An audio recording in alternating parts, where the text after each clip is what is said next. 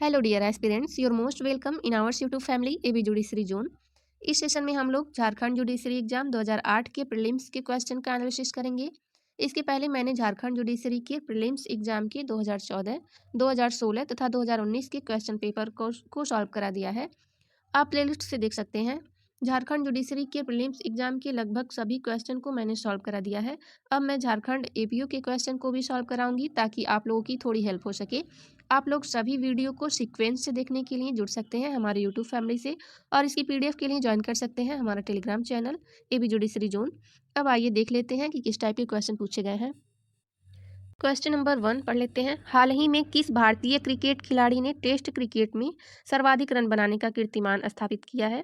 तो यह 2008 का क्वेश्चन पेपर है और ये करंट का क्वेश्चन है, तो इसको स्किप कर देते हैं। लेकिन टॉपिक आप लोग ध्यान रखिएगा कि कौन कौन से टॉपिक से क्वेश्चन पूछे गए हैं।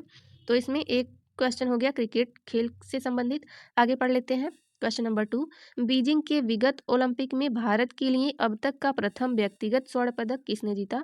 ये भी करंट का क्वेश्चन है, तो इसको भी स्किप कर देते हैं। लेकिन इसका टॉपिक है ओलंपिक खेल से संबंधित, तो वहां से आप लोगों को याद करना पड़ेगा। आगे देख लेते हैं क्वेश्चन नंबर 3, अभी तक साहित्य के लिए नोबेल पुरस्कार विजेता एकमात्र भारतीय कौन है? ये भी करंट का क्वेश्चन है और इस पे कौन से टॉपिक को तैयार करना है? तो नोबेल प्राइज वाले टॉपिक को। आगे पढ़ लेते हैं क्वेश्चन नंबर 4, भारत के किस राज्य में वर्ष 2008 में पर्यटन से संबंधित 2 राष्ट्रीय पुरस्कार जीते हैं? ये भी करंट का क्वेश्चन है, इसको भी स्किप कर देते हैं। नेक्स्ट क्वेश्चन है, भारत के राष्ट्रपति का पूरा नाम क्या है? ये भी करंट का क्वेश्चन है, इसको भी स्किप करते हैं। नेक्स्ट क्वेश्चन है जियोग्राफी से, ये क्वेश्चन है, पढ़ लेते हैं। पृथ्वी सूर्य की परिक्रमा करती है सिद्धांत का प्रतिपादन किसने किया? ऑप्शन देख लेते हैं। Option A Galileo, option B Einstein, option C Copernicus and option D Graham Bell. यहाँ पे राइट आंसर है option number C Copernicus. Next question पढ़ लेते हैं। जेरेंटोलॉजी से संबंधित रोगों को अध्ययन की एक शाखा है। ऑप्शन ए बच्चों, ऑप्शन बी युवकों एंड ऑप्शन सी वृद्धों एंड ऑप्शन डी महिलाओं। यहाँ पे राइट आंसर हो जाएगा ऑप्शन नंबर सी वृद्धों का। नेक्स्ट क्वेश्चन पढ़ लेते हैं। क्वेश्चन नंबर 8 है, यूएस यानी कि अमेरिका के पूर्व राष्ट्रपति मिस्टर बिल क्लिंटन की आत्मकथा का शीर्षक क्या है? ये भी करंट का ही क्वेश्चन है, लेकिन देख लेते हैं option. Option A my days, option B my life, option C my story and option D my years. यहाँ पे राइट आंसर है option number B my life. Next question पढ़ लेते हैं। क्वेश्चन नंबर 9, विश्व पर्यावरण दिवस कब मनाया जाता है? तो ये क्वेश्चन तो आप सभी लोगों को याद होगा इसका आंसर। ऑप्शन पढ़ लेते हैं। ऑप्शन ए 5 जनवरी, ऑप्शन बी 5 मार्च, ऑप्शन सी 5 जून एंड ऑप्शन डी 5 नवंबर। तो यहाँ पे राइट आंसर है ऑप्शन नंबर सी 5 जून। नेक्स्ट क्वेश्चन पढ़ लेते हैं। क्वेश्चन नंबर 10, किस भारतीय प्रधानमंत्री ने संयुक्त राष्ट्र महासभा को पहली बार हिंदी में संबोधित किया था? Option A Jawaharlal Nehru, option B Morarji Desai, option C Lal Bahadur Shastri and option D Atal Bihari Vajpayee. यहाँ पे राइट आंसर है option number D Atal Bihari Vajpayee. तो इसमें इस क्वेश्चन पेपर में 10 नंबर का आया हुआ है जीके का क्वेश्चन, जो कि हम लोगों ने पढ़ लिया। अब 10 नंबर की इंग्लिश पूछी जाती है, तो पढ़ लेते हैं। Question number 11, From amongst the choice given, which one of the clauses correctly completes the following sentence? यानी कि दिए गए विकल्पों में से कौन से उपवाक्य निम्न को सही ढंग से दर्शाते हैं, पूरा करते हैं। पढ़ लेते हैं। Option A see will come, option B see would come, option C comes and option D see will have come. यहाँ पे राइट आंसर होगा option number A see will come. Next question पढ़ लेते हैं। Question number 12, such word as are similar in sound but different in meaning are called. Option A synonyms, option B antonyms, option C homonyms and option D homophones. तो यहाँ पे right answer हो जाएगा option number D homophones. Next question पढ़ लेते हैं। Question number 13, select the appropriate article to be filled in the blank in the given sentence. He is dot dot dot S P. यहाँ पे correct article right करने के लिए दे रखा है, सेलेक्ट करने के लिए। पढ़ लेते हैं। Option A an, option B a, option C the and option D none of the above. यहाँ पे राइट आंसर होगा ऑप्शन नंबर एन, ए होगा, यानी कि इसमें एन फिल होगा, क्योंकि एस पी में साउंड ए से स्टार्ट हो रहा है, एस, तो यहाँ पे एन का यूज हो जाएगा। आगे पढ़ लेते हैं। Question number 14, identify the figure of speech that best define the following sentence.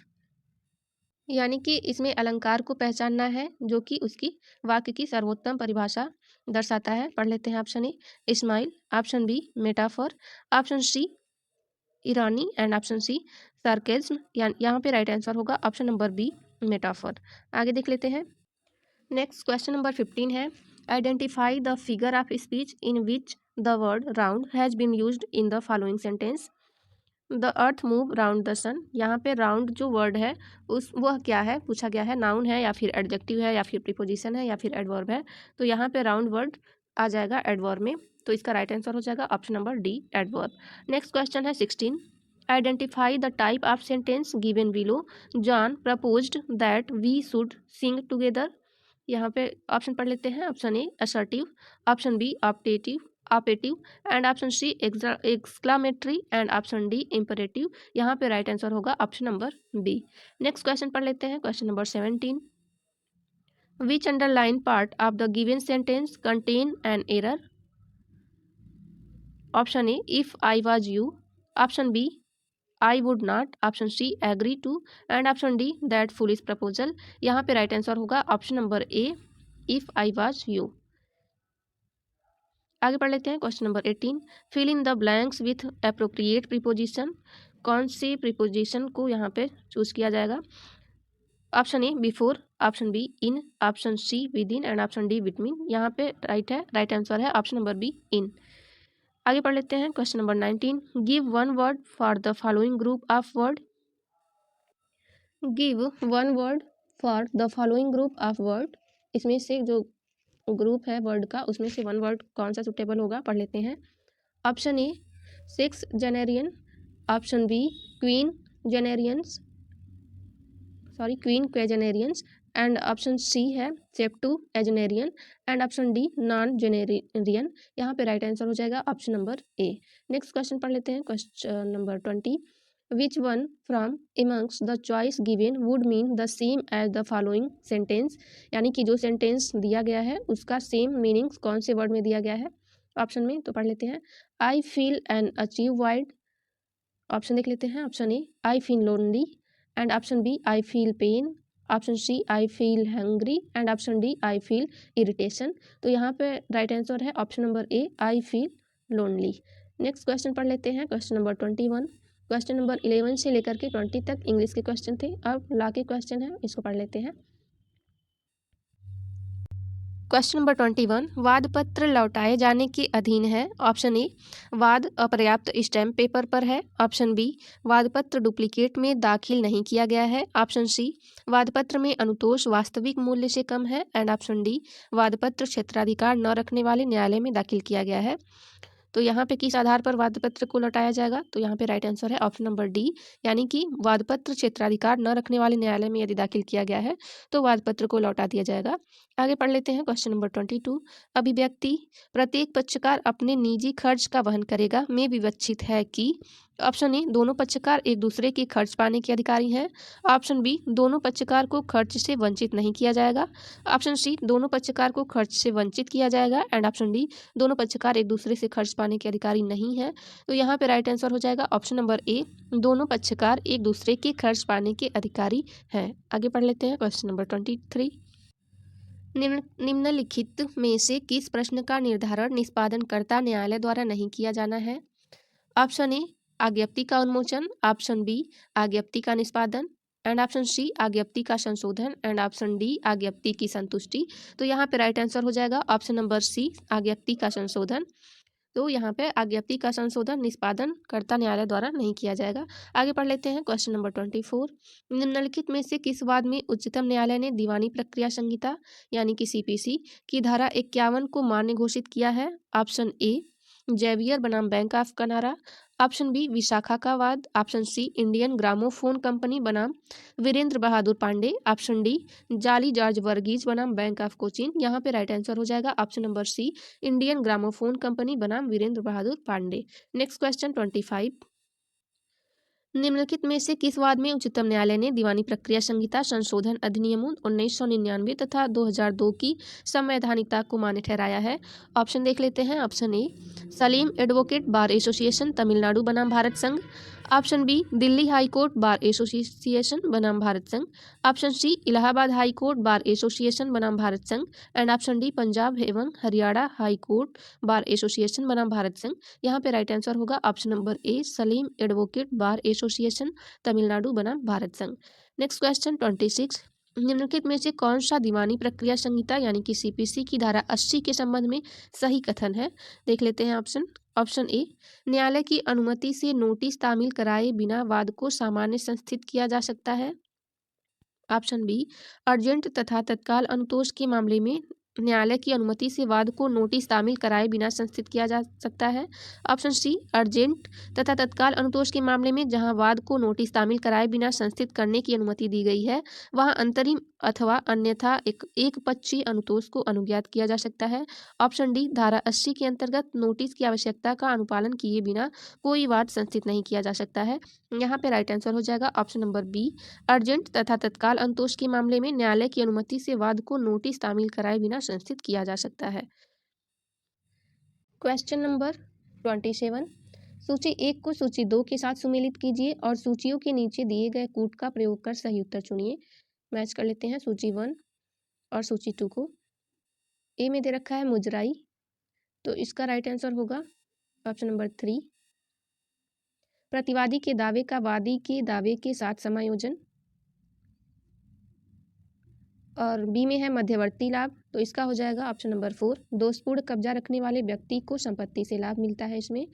और अकिंचनवाद में क्या होता है, तो बिना कोर्ट फीस के वाद या अपील लाने की अनुज्ञात व्यक्ति होता है। और डी में दे रखा है जीवन निर्वाह भत्ता, तो इसका हो जाएगा ऑप्शन ए, दीवानी कारागार में निर्णीत ऋणी की निरुद्धि के लिए आज्ञप्ति धारक द्वारा भुगतान की जाने वाली राशि। तो यहाँ पे राइट आंसर हो जाएगा हमारा option number B. Next question है 28, निम्नलिखित में से कौन सा या से जोड़ा या जोड़े सुमेलित है या है? देख लेते हैं, मैच कर लेते हैं। आपत्ति सूचना कैविएट दाखिल करने का धारा दे रखा है इसका 148, तो ये तो करेक्ट है। और 2 में है अकिंचनवाद, अकिंचनवाद किस में दे रखा है, तो यह धारा 33 में ही दे रखा है। आगे पढ़ लेते हैं, विशेषाधिकार प्राप्त दस्तावेज धारा 29, ये गलत है। ऑप्शन 4, अपीलीय न्यायालय की शक्तियाँ धारा 102 में नहीं दी गई हैं। तो ऑप्शन यहाँ कूट पढ़ लेते हैं, ऑप्शन ए केवल 1, ऑप्शन बी केवल 4, ऑप्शन सी के 1 तथा 2 एंड ऑप्शन डी 2, 3 और 4। यहाँ पे राइट आंसर हो जाएगा ऑप्शन नंबर सी, 1 तथा 2 कथन सुमेलित हैं, बाकी दोनों नीचे का 3 और 4 गलत है। आगे पढ़ लेते हैं क्वेश्चन नंबर 29, सूची 1 को सूची 2 से सुमेलित कीजिए तथा नीचे दिए गए कूट की सहायता से सही उत्तर चुनिए। तो मैच कर लेते हैं नए सिरे से, तो इसका आंसर क्या हो जाएगा, इसका आंसर हो जाएगा ऑप्शन नंबर 4, एक पक्षीय आज्ञप्ति को अपास्त करना तथा वाद की पुनः सुनवाई। बी में दे रखा है निकटतम मित्र, तो निकटतम मित्र किस में आएगा, दीवानी वाद में अवयस्क अथवा विकृत चित्त वाले वादी का प्रतिनिधि या फिर पुनः स्थापना। और दे रखा है सी में विधिक प्रतिनिधि, तो विधिक प्रतिनिधि किसका होता है, इसका हो जाएगा ऑप्शन 2, मृतक की संपत्ति का प्रतिनिधित्व करने वाला व्यक्ति होता है। और डी में दे रखा है अनुऋणी, तो इसका हो जाएगा 3, भुगतान अथवा परिधान के लिए निर्णय ऋणी का ऋणी। तो इस हिसाब से हमारा राइट आंसर हो जाएगा option number C. Next question है 30, भरण पोषण के लिए आज्ञप्ति के निष्पादन में किसी व्यक्ति का वेतन किस सीमा तक कुर्क किया जा सकता है? ऑप्शन देख लेते हैं, option A 1/4, option B 1/3, option C 2/3 and option D आधा। तो यहाँ पे राइट आंसर है option number C 2/3। Next question पढ़ लेते हैं, क्वेश्चन नंबर 31, दीवानी प्रक्रिया संहिता के आदेश 18 नियम 4 उपधारा 1 के अंतर्गत किस गवाह की मुख्य परीक्षा को अभिलिखित किया जाएगा? ऑप्शन ए न्यायाधीश के द्वारा, ऑप्शन बी न्यायालय द्वारा नियुक्त कमिश्नर के द्वारा, ऑप्शन सी शपथ पत्र पर एंड ऑप्शन डी उपयुक्त सभी। तो यहाँ पे राइट आंसर हो जाएगा ऑप्शन नंबर सी शपथ पत्र पर। क्वेश्चन नंबर 32 देख लेते हैं, जब किसी पक्षकार द्वारा आदेश 13 नियम 4 दीवानी प्रक्रिया संहिता के अंतर्गत नोटिस के द्वारा तथ्यों को स्वीकार करने के लिए कहा जाता है, तो पक्षकार जिस पर नोटिस की तामील हुई है को तथ्यों को निम्न अवधि के अंतर्गत स्वीकार करना होगा। ऑप्शन ए नोटिस की तामीली के 15 दिन के अंदर, ऑप्शन बी नोटिस की तामीली के 9 दिन के अंदर, ऑप्शन सी नोटिस की तामीली के 7 दिन के अंदर एंड ऑप्शन डी नोटिस की तामीली के 6 दिन के अंदर। तो यहाँ पे राइट आंसर हो जाएगा ऑप्शन नंबर बी नोटिस की तामीली के 9 दिन के अंदर। नेक्स्ट क्वेश्चन पढ़ लेते हैं, क्वेश्चन नंबर 33, स्थानीय अनुसंधान के प्रयोजनों के लिए कमीशन को निर्गत किया जा सकता है। देख लेते हैं क्या फैक्ट दे रखा है। 1, किसी तथ्य पर साक्ष्य इकट्ठा करने के लिए। पॉइंट 2, विवाद के किसी मामले के विशदीकरण के लिए। 3, अंतःकालीन लाभ की राशि का निर्धारण करने के लिए। 4, संपत्ति के बाजारू मूल्य का निर्धारण करने के लिए उपयुक्त में से कौन से सही हैं? कूट पढ़ लेते हैं। ऑप्शन ए 1, 2 तथा 3, ऑप्शन बी 2, 3 तथा 4, ऑप्शन सी 1, 2, 3 तथा 4 एंड ऑप्शन डी 1 तथा 2। यहाँ पे राइट आंसर है ऑप्शन नंबर बी 2, 3 तथा 4। आगे पढ़ लेते हैं क्वेश्चन नंबर 34। जहां भारत संघ अथवा किसी राज्य के विरुद्ध संबंधित अधिकारी के आधिकारिक हैसियत के अंतर्गत किसी कार्य हेतु धारा 82 दीवानी प्रक्रिया संहिता के अंतर्गत कोई आज्ञप्ति पारित की जाती है तो ऐसी किसी आज्ञप्ति पर निष्पादन जारी तब तक नहीं किया जाएगा जब तक कि आज्ञप्ति निम्न में से वर्णित अवधि के लिए असंतुष्ट न हो। ऑप्शन ए आज्ञप्ति की तारीख से 3 महीना, ऑप्शन बी आज्ञप्ति की तारीख से 6 महीना, ऑप्शन सी आज्ञप्ति की तारीख से 1 वर्ष एंड ऑप्शन डी आज्ञप्ति की तारीख से 2 वर्ष। यहाँ पे राइट आंसर हो जाएगा ऑप्शन नंबर ए आज्ञप्ति की तारीख से 3 महीना। नेक्स्ट क्वेश्चन पढ़ लेते हैं क्वेश्चन नंबर 35। कथन ए और कारण आर दे रखा है, पढ़ लेते हैं। रचनात्मक प्राकथन का नियम रिट याचिकाओं पर लागू होता है। कारण आर प्राग न्याय के पीछे निहित लोकनीति संबंधी कारण रिट कार्यवाहियों पर भी लागू होते हैं। कूट पढ़ लेते हैं इसका। ऑप्शन ए दोनों ए एवं आर सत्य है और आर एक ही सही स्पष्टीकरण है। ऑप्शन बी दोनों ए एवं आर सत्य है और आर एक ही सही स्पष्टीकरण है। ऑप्शन सी ए सही है लेकिन आर गलत है। ऑप्शन डी ए गलत है लेकिन आर सही है। यहाँ पे राइट आंसर है ऑप्शन नंबर ए दोनों ए एवं आर सत्य है और आर एक ही सही स्पष्टीकरण है। नेक्स्ट क्वेश्चन पढ़ लेते हैं क्वेश्चन नंबर 36। दिल्ली निवासी ए बी के विरुद्ध कोलकाता में मानहानिकारक कथन प्रकाशित करता है। बी ए के विरुद्ध वाद ला सकता है। ऑप्शन ए केवल दिल्ली में, ऑप्शन बी केवल कोलकाता में, ऑप्शन सी दिल्ली या कोलकाता में एंड ऑप्शन डी न्यायालय की अनुमति से भारत में कहीं भी। यहाँ पे राइट आंसर होगा ऑप्शन नंबर सी दिल्ली या कोलकाता में। Next question 37। निम्नलिखित में से कौन सा दीवानी प्रकृति का वाद नहीं है? ऑप्शन ए संपत्ति संबंधी अधिकार से संबंधित वाद, ऑप्शन बी भाड़े के लिए वाद, ऑप्शन सी स्वैच्छिक भुगतान अथवा चढ़ाने की वसूली के लिए वाद, ऑप्शन डी सेवा से बर्खास्तगी के विरुद्ध वाद। यहाँ पे राइट आंसर होगा ऑप्शन नंबर सी स्वैच्छिक भुगतान अथवा चढ़ावे की वसूली के लिए वाद दीवानी प्रकृति का वाद नहीं है। Next question 38। निम्नलिखित में से कौन सा स्थगन ग्रांट करने के लिए पर्याप्त आधार नहीं है? देख लेते हैं ऑप्शन। ऑप्शन ए किसी पक्षकार उसके गवाह अथवा उसके वकील की रुग्णता, ऑप्शन बी न्यायालय में उपस्थित गवाह का परीक्षण न होना, ऑप्शन सी समन की तामील न होना, ऑप्शन डी मुकदमे की तैयारी के लिए पर्याप्त समय। तो यहाँ पे राइट आंसर है ऑप्शन नंबर डी मुकदमे की तैयारी के लिए पर्याप्त समय, यानी कि इस आधार पर स्थगन ग्रांट करना नहीं किया जा सकता।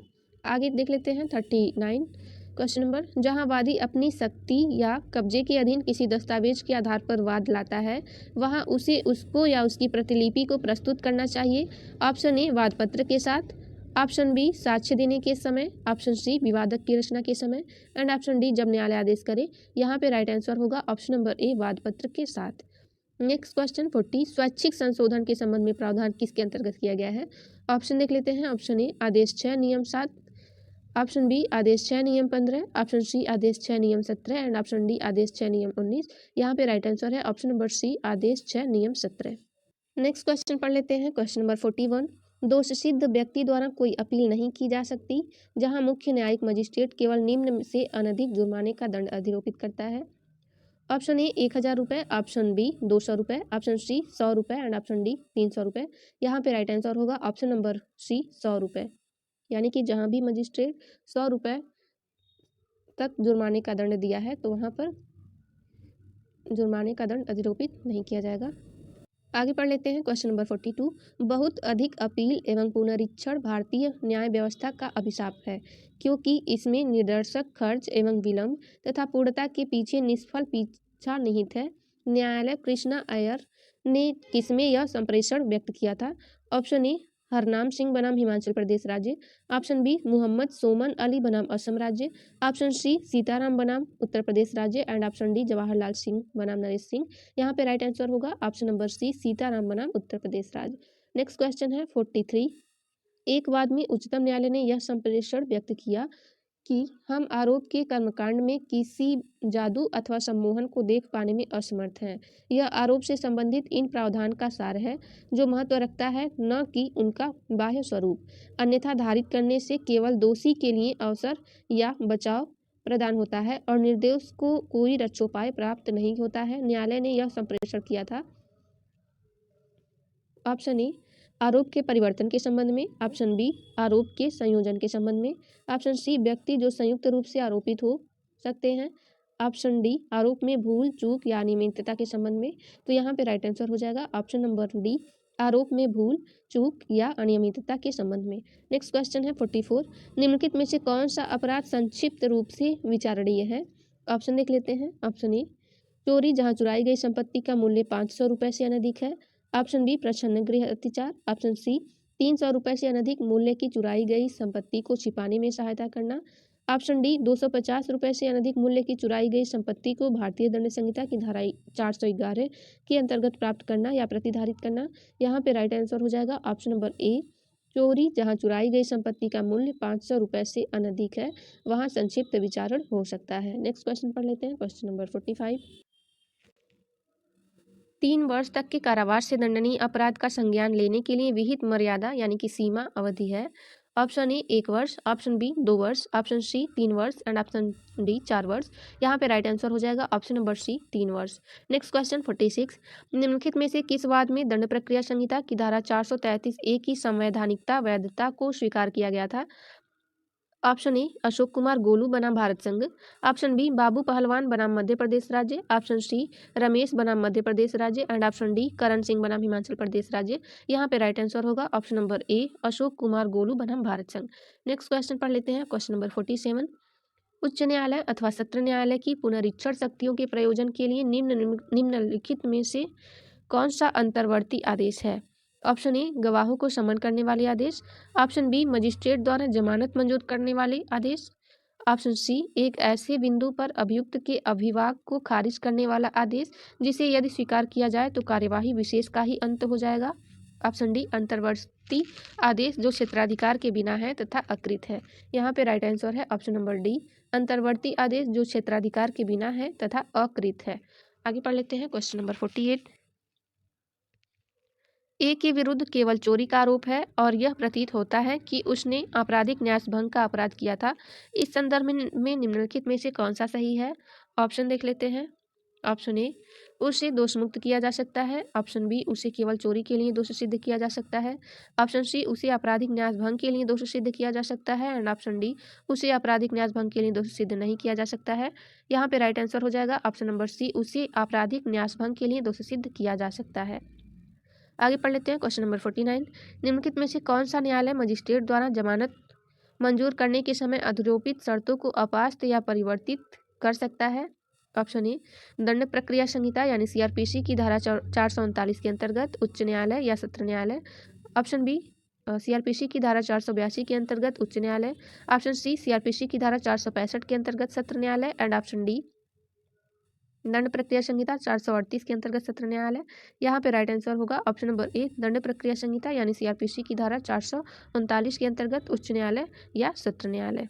इस सेशन में हम लोग इतने ही क्वेश्चन को देखेंगे। नेक्स्ट वीडियो में आगे के क्वेश्चन को देखेंगे 51 से लेकर के 100 तक के क्वेश्चन को।